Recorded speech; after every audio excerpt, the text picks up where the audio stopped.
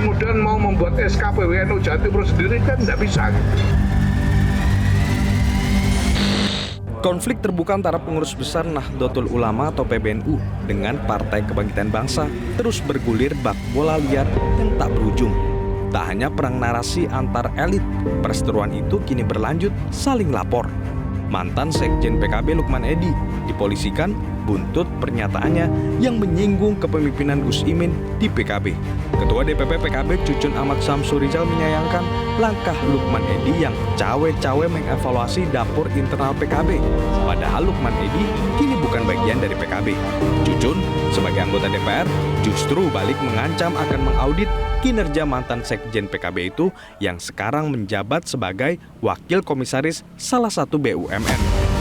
Nah, ini pemampatan uang ini bagaimana seorang komisaris melakukan pengawasan, kemudian juga dia berkinerja dengan para direksinya, membuat perusahaan negara ini maju. Ya. Justru kami DPR yang harus mengaudit saudara Lukman Edy, bukan saudara Lukman Edy cawe-cawe atau ikut intervensi tentang partai kami. Dia berbicara kemarin di depan PBNU dan dia lupa bahwa kami ini partai politik yang punya landasannya adalah undang-undang partai politik. Sementara Ketua Umum PKB sekaligus Wakil Ketua DPR Muhaimin Iskandar dilaporkan ke Mahkamah Kehormatan Dewan DPR atas dugaan penyalahgunaan wewenang karena membawa istri dalam rombongan tim Was Haji 2024. Belakangan Wakil Ketua MKD Nazaruddin Deggam memverifikasi awal kepada Sekjen DPR dan menemukan tak ada pelanggaran yang dilakukan Gus Imin.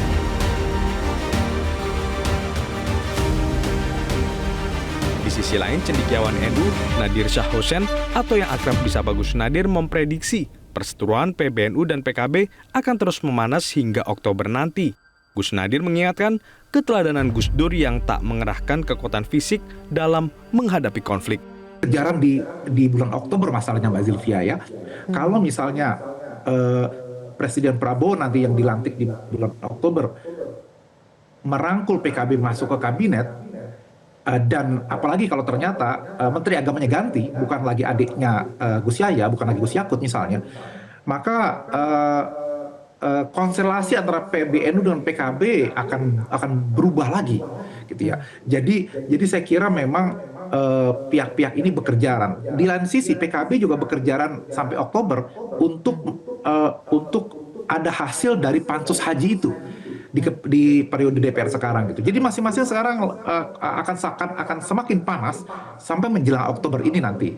Gus Nadir menekankan agar kedua belah pihak baik elit PBNU maupun PKB untuk mengedepankan akhlak nadiyin yang patuh terhadap nasihat para kiai dan dapat menyelesaikan persoalan tersebut berdialog dengan kepala dingin. Dari Jakarta, Tim Liputan Metro TV. Jelajahi cara baru mendapatkan informasi. Download Metro TV Extend sekarang.